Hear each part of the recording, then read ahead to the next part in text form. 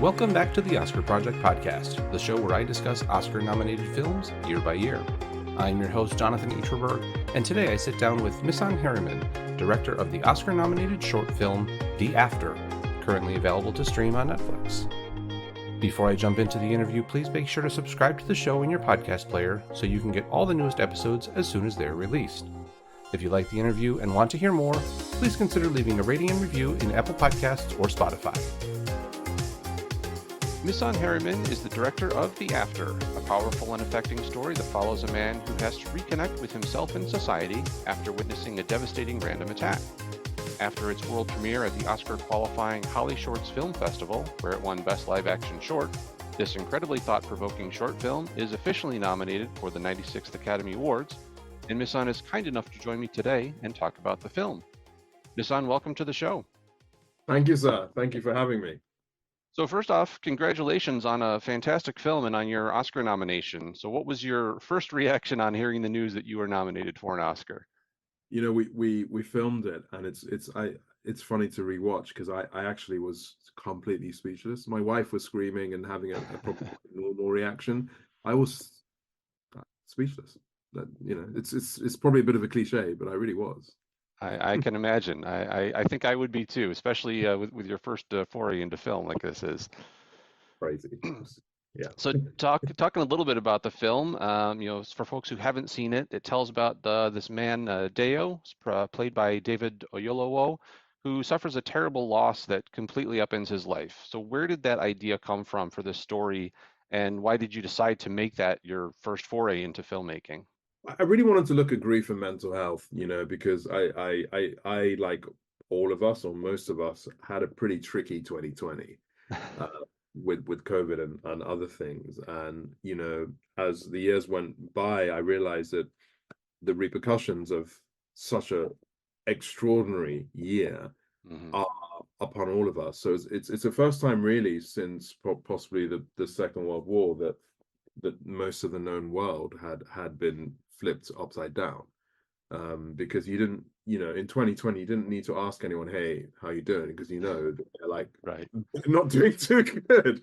And I thought, well, you know, let me, you know, suicide rates and chronic depression are off the scale right now. People are really struggling, and I certainly have been through the mill, as we say in England, with my own mental health challenges. So I wanted to make something to give us, the collective us, grace in our invisible wounds, and make people understand that it's okay to not be okay, and it's also a sign that you're a human being, that you're going through it.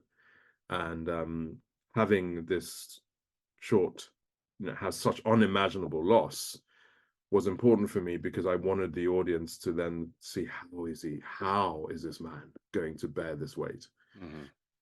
So yeah, that's really why I went down that road, per se. Wonderful. And I think it's fantastic that you were able to get the lead actor that you did. I recently saw him in the book of Clarence a few weeks ago, and loved him in that film, and was happy to see him here in your film as well. And you're talking about that grief. I thought he did a fantastic job in that portrayal of grief. Like him, I lost a child, but in much different circumstances than in the film. So I just wonder, was there anything, in your first kind of stepping into directing a film like this, how did you get him, or did he kind of do it on his own to portray that grief of that loss?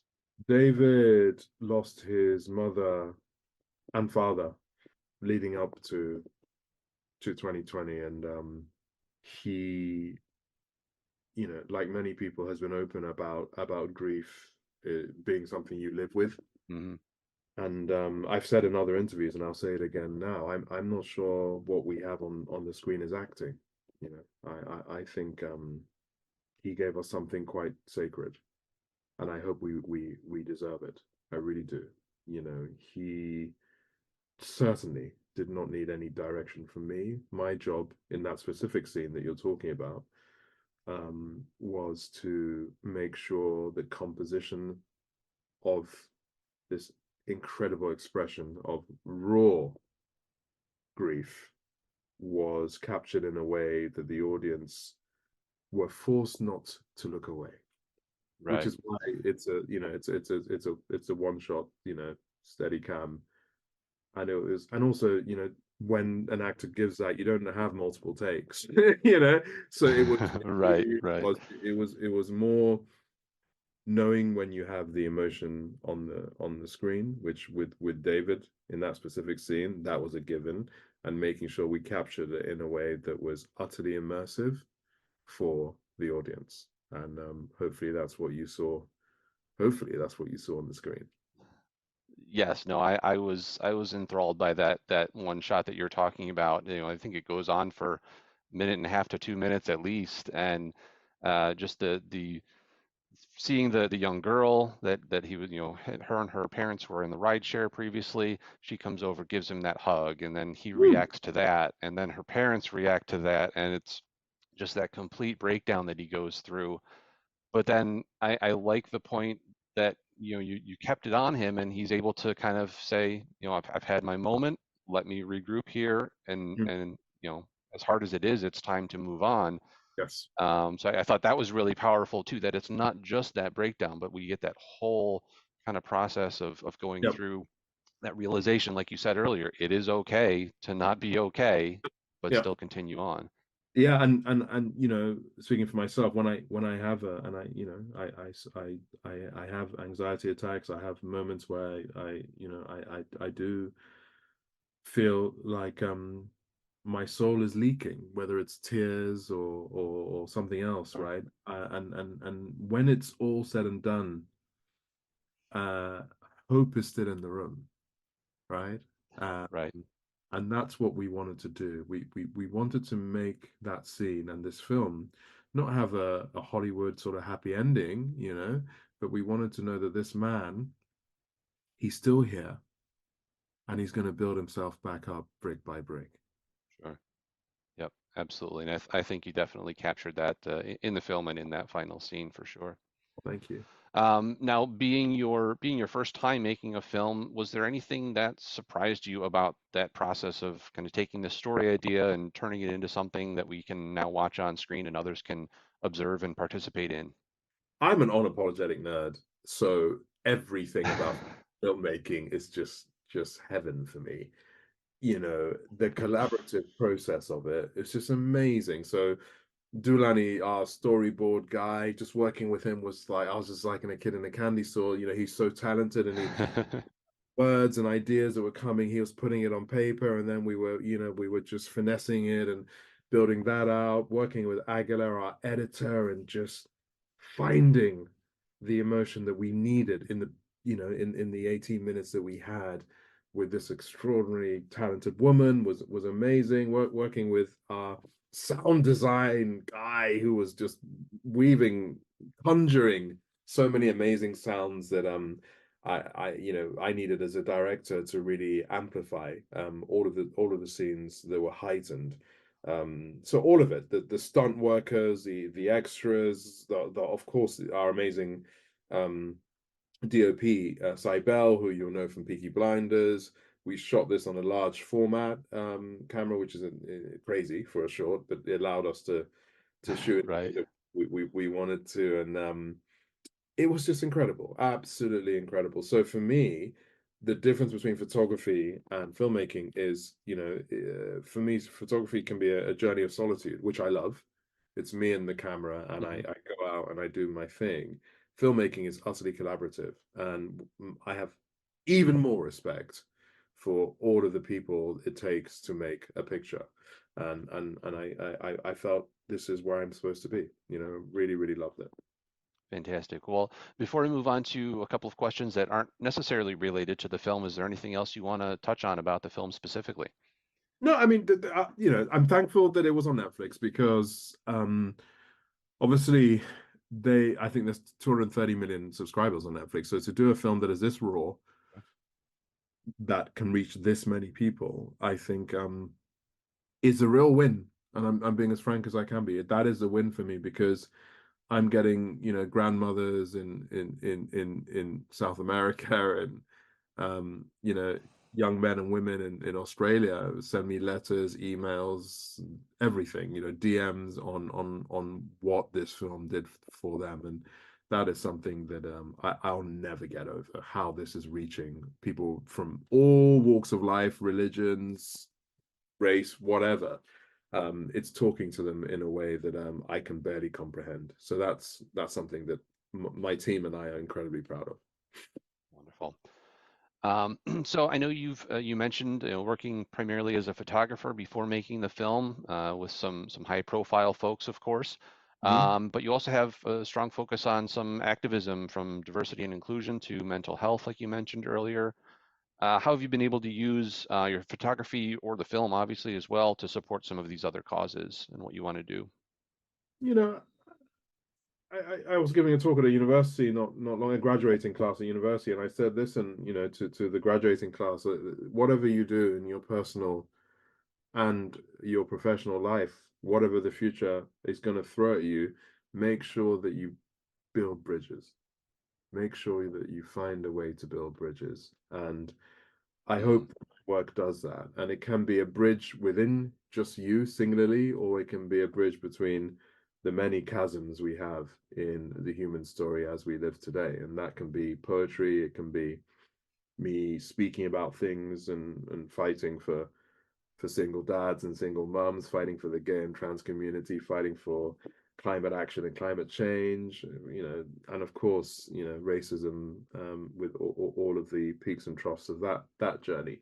And I think that's a thread which I am in with real intention going to bring into any aspect of my life. I don't even really think about it. It's kind of already there. And this film, for right. example, is to help people that are really being crushed by mental health and grief and anxiety and depression, and hopefully um, it would speak to them in that way, that when film is done right, you translate it in your own language, you know. Sure. And I read also that you've completely self-taught when it comes to photography. What Mm. is it specifically about photography that kind of makes you come alive, that really lights you up? Well, between the highlights and the shadows is the human story, you know.